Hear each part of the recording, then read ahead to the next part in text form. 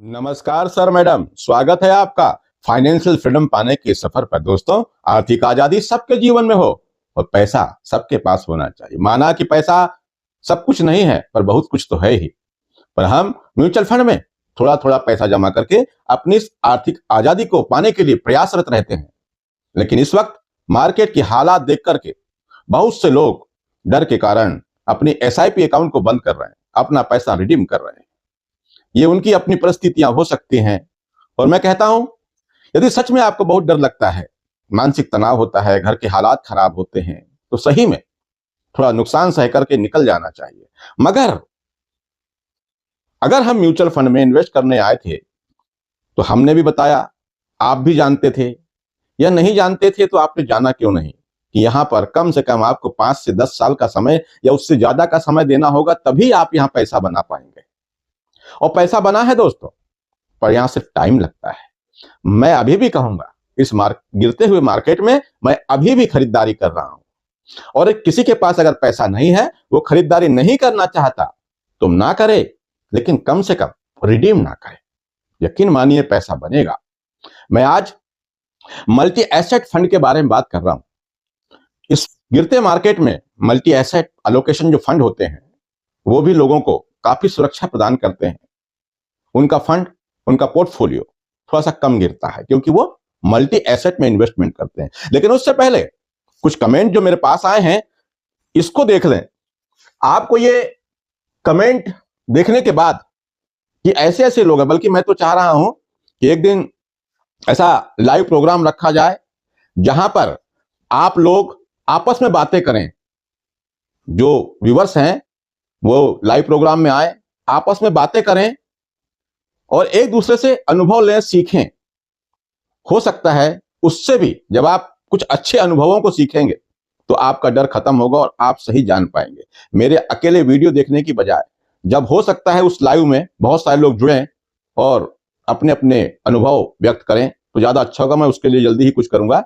लेकिन आगे बढ़ने से पहले मेरा आपसे एक निवेदन, कृपया चैनल को सब्सक्राइब कर दीजिए और नोटिफिकेशन की बटन को ऑन करके ऑल का घंटा दबा दीजिए, जिससे मेरे सारे वीडियो सबसे पहले आपको देखने मिले। और मार्केट की उथल पुथल में, इस गिरावट में, आपके मन में म्यूचुअल फंड को लेकर कोई भी सवाल हो तो कमेंट बॉक्स में जाकर लिखें। मैं आपके सारे सवाल पढ़ता हूं और सबका जवाब देता हूं।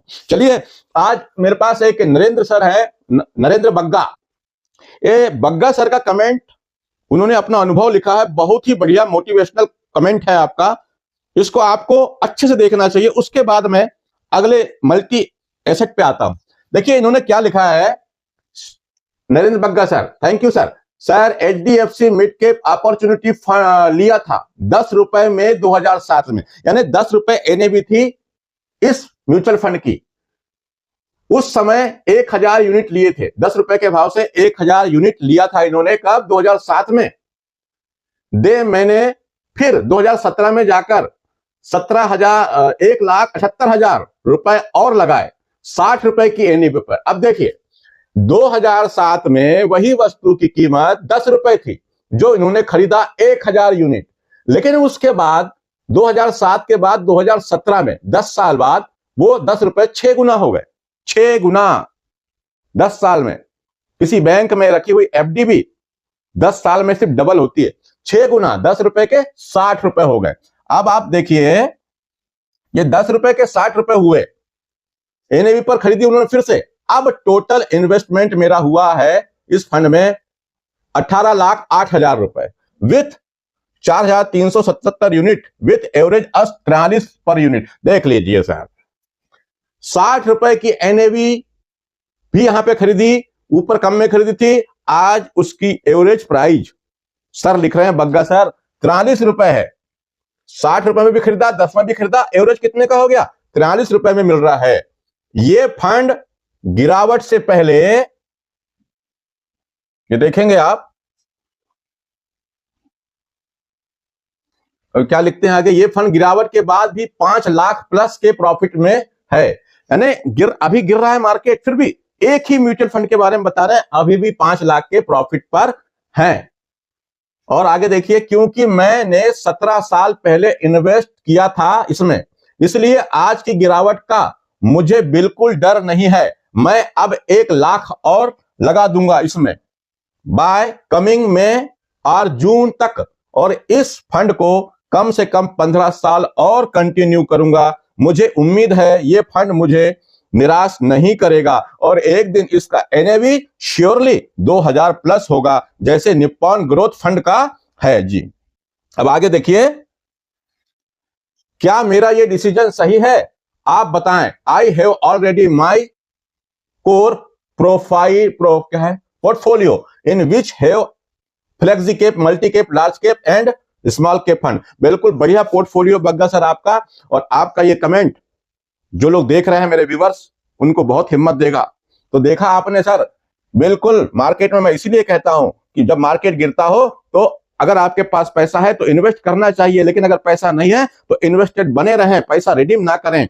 6 महीना 1 साल हो सकता है मार्केट ना चले, लेकिन जब चलेगा तो आपको बूम करके देगा, पैसा बना करके देगा। अब चलिए, बग्गा सर का धन्यवाद करते हुए आगे आते हैं। राजू सर लिखते हैं 50,000 की एसआईपी करना है, कौन से फंड लूं सर? एज 45 की है। देखिए राजू सर, अगर आप पहली बार इन्वेस्टमेंट कर रहे हैं, पहले से आपका कोई इन्वेस्टमेंट नहीं है, तो मैं आपसे कहूंगा कि आप लार्ज कैप की जो ब्लू चिप कंपनी है उसमें इन्वेस्ट करें, एक हाथ कोई मल्टी कैप फंड ले लें, और एक आप चाहें तो इसमें से फ्लेक्सी कैप ले लें। ये 3 फंड में आप थोड़ा थोड़ा करके इन्वेस्ट करें, एक साथ पूरा पैसा ना डालें। चलिए, क्या मोहम्मद सर कह रहे हैं? मोहम्मद थैंक यू सर कह रहे हैं, थैंक यू। ये हमरीश सर लिखते हैं जय माता दी, जय माता दी। Ajay Kumar sir thank you sir, आपके मोटिवेशनल वीडियो के लिए धन्यवाद। चलिए ये कमेंट और देख लेते हैं। ये कह रहे हैं मेरे इन्वेस्टमेंट 23 लाख है, अभी 35 लाख दिख रहा है, बट अभी 29 लाख दिख रहा है। 23 लाख का इन्वेस्टमेंट है, 35 लाख दिख रहा था, अब 29 लाख दिख रहा है। अगर मैं इन्वेस्टेड रहूं तो अभी आगे कितने साल में मेरा 1 करोड़ बन जाएगा? देखिए सर, अगर 15% का रिटर्न आपको मिलता है, और मैं मानता हूं कि आपके 29 लाख रुपए इन्वेस्टेड हैं, और म्यूचुअल फंड ने अगर आपको 15% का रिटर्न बना के दिया, तो 10 साल के पहले या 10 साल के समय में आप 1 करोड़ रुपया बना सकते हैं। चलिए, ठाकुर सर लिखते हैं नाइस सर जी, नाइस। अब ये यादव, परमिंदर यादव जी लिखते हैं sir ji, HDFC pharma and health care fund में 20,000 रुपए लमसम करना चाहता हूं, क्या सही है? इसके बारे में बताएं। देखिए सर, मैं हर वीडियो में सेक्टोरल फंड और थीमेटिक फंड से बचने की बात करता हूं, फिर भी आपका अपना निर्णय है। मुझे ये से फंड बिल्कुल भी पसंद नहीं है। अब चलिए हम आते हैं अपने टॉपिक पर। दोस्तों, चैनल को सब्सक्राइब कर दीजिए, और वीडियो पसंद आए तो लाइक शेयर जरूर कीजिए। Multi asset fund, multi asset allocation fund, यहां पर मार्केट की गिरावट का ज्यादा डर नहीं होता, लेकिन आज हम जानेंगे कुछ फंड के बारे में, मल्टी एसेट एलोकेशन फंड के बारे में, लेकिन साथ में यह भी जानेंगे कि इस फंड में किसको इन्वेस्ट करना चाहिए। तो चलिए देखते हैं। मल्टी एलोकेशन फंड जो होता है, यहां पर उसको इन्वेस्ट करना चाहिए तो जो अपना रिस्क कम लेना चाहते हैं, मॉडरेट या risk low risk, minimum risk या एकदम लो रिस्क लेना चाहते हैं, जिनको डर लगता है या रिस्क नहीं लेना चाहते, उनको मल्टी एसेट एलोकेशन फंड में इन्वेस्ट करना चाहिए। लेकिन जिनका टाइम होराइजन लंबा है, जिनकी उम्र कम है, जो रिस्क ले सकते हैं, उनके लिए ये फंड उतने अच्छे नहीं माने जाएंगे। अच्छे क्यों नहीं माने जाते? क्योंकि यहां का रिटर्न भी मॉडरेट होता है। जहां रिस्क मॉडरेट है, रिटर्न भी मॉडरेट होगा, लेकिन फिर भी ये स्टेबिलिटी देते हैं पोर्टफोलियो को। ये फंड होते क्या हैं? इस फंड में हम जो पैसा लगाते हैं, तो सेबी के नियम के अनुसार इस फंड में फंड मैनेजर इनको कम से कम 3 एसेट में इन्वेस्ट करना जरूरी होता है। कम से कम 3, वो चाहे तो ज्यादा भी कर सकते हैं। अब ये लोग इन्वेस्ट कहां करते हैं? इक्विटी में तो करते हैं, साथ में डेब्ट में करते हैं, कमोडिटी में, गोल्ड में, रियल एस्टेट, करेंसी, सिल्वर, ऐसे बहुत सारे एसेट में अपना इन्वेस्ट कर सकते हैं, लेकिन मिनिमम 3 एसेट में। अब 3 एसेट में आप जैसे मान लीजिए किसी को सोने में भी इन्वेस्ट करना है, कमोडिटी में करना है और रियलिटी में करना है, तो वो लोग इस फंड में अपना इन्वेस्ट कर सकते हैं। यहां पर मार्केट में इक्विटी ज्यादा रिस्की होता है, इक्विटी ज्यादा रिस्क होता है, लेकिन वही ज्यादा रिस्क ज्यादा रिटर्न, रिस्क है तो रिटर्न है। यहां पर गोल्ड में थोड़ा सा कम रिस्क होता है, कमोडिटी में कई बार रिस्क रहता है, रियल एस्टेट, मगर आप चाहते हैं कि आपका पैसा अलग अलग एसेट में लगे, तो आपको इस फंड में इन्वेस्ट करना चाहिए।